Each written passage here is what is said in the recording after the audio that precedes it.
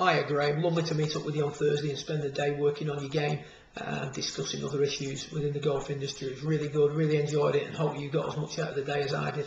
Just a quick recap on the session. The session really fell into 3 or 4 different parts. We covered quite a lot in the session on the range and discussed quite a few things afterwards. So we take a little look at the original swing first. First thing we talked about was at address. We wanted to get the knees out a little bit more and we wanted to get the weight a little bit more on the left side. For someone who struggles to draw the ball, the weight needs to be a touch more on the left side. So what we've done here initially is we've got the weight forward and we've got the knees out. And with the weight forward and the knees out, we're in a much better position to turn. We get the left shoulder working down a little bit more naturally.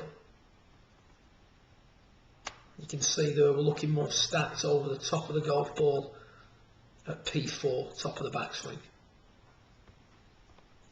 From this position in the top of the backswing, what we were talking about was that the accumulators released a little bit too soon, particularly accumulator 1 and 2. You can see there the right arm running out very early.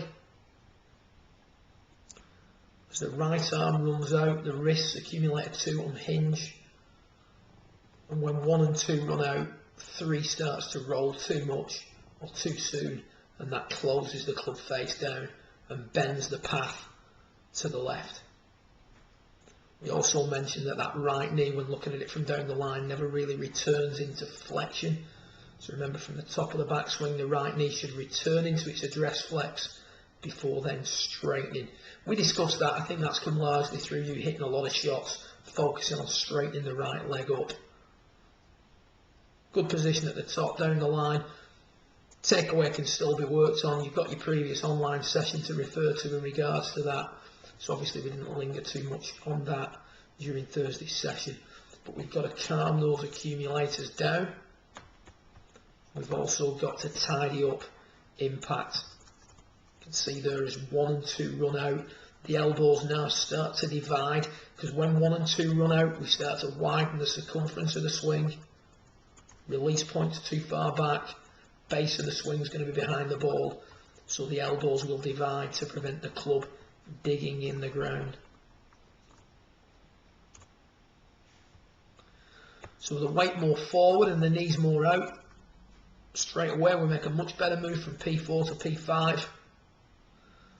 Now we don't quite keep moving forward enough, but you can see they're much tighter at P6 than we were with your original swing. Coming into impact now, you can see the handle keeping moving, and already with just a couple of changes we're starting to see an improved impact position, much better handle location, a little bit more shaft lean, weight more into that left knee. Once the weight's loaded into the left side, we've now got to learn to extend properly as well, which we'll come to later. To encourage a little bit more movement into that left side, we talked about moving the left knee forward from the top. From P4 to P5, get the left knee moving forward more. Left knee out in front of the left ankle. When you're doing this as a drill, leave the arms where they are and emphasise left knee forward. Left knee forward. Again, tightening up P6, a little bit more linear movement, much better shaft lean at P7 than you have in your original swing. That is just past P7, but even there you can see that the handle's well back of the left thigh, very little flex in that left knee, elbows dividing. Elbows divide, swing bends to the left.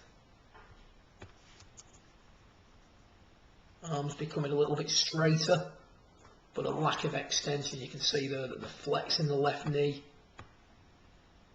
is maintained a little bit too much. So what we're getting on these shots with a lot of straight pushes to the right. The left knee maintains its flex too long, shifts the swing line to the right, so we're hitting out at the ball a little bit too much at this stage. The extension piece we've given you to work on, which is going to bring the hips out of the forward tilt and allow the body to keep rotating, was to simply set up, create a backswing with no accumulation of power and then hit the ball as far as you can. So with no accumulators, there's nothing there to release.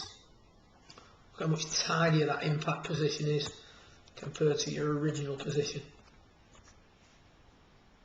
Much more expansion in the arms, much more extension in the thoracic, the upper back area. And again, as you come through, left leg's going to straighten, hips are going to continue to turn. That's going to control the rate at which the club face closes down, and also allow you to hit out at the golf ball for longer. So that you're using the ground to push up to generate power, but also as that left leg straightens, that keeps the hips turning. Remember, once the hips stop turning, the body stops turning, and the hands are going to pass. You're going to collapse everything down. You can see the much better rate of extension into a finish where you can see full thoracic extension as opposed to moving forward into flexion into the follow through here. Hip centre not moving forward enough, right knee catching up with the left knee. Hip centre moving further forward, belt raising, right leg straightening up at a much better rate. So that's the extension piece.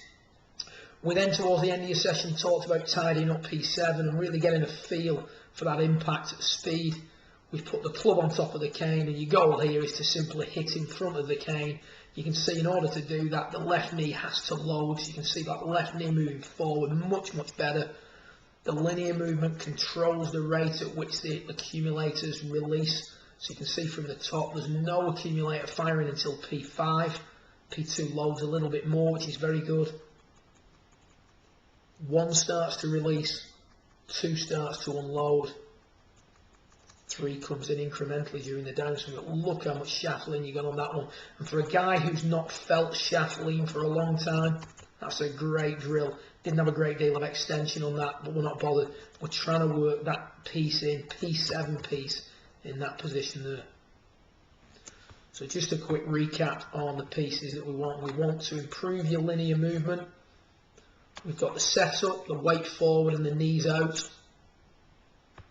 From the top of the backswing, we're going to work on moving that left knee forward. That's the first move, left knee forward. We've got the extension piece where we're going to try and learn from P7. We're going to learn to straighten the leg, raise the belt, keep the arms straight.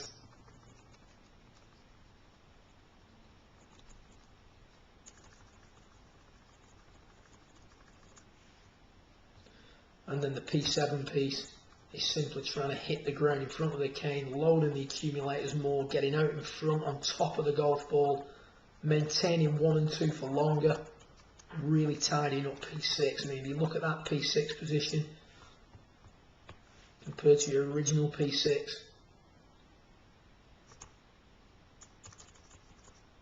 massively improved. Right elbow much tighter into the side.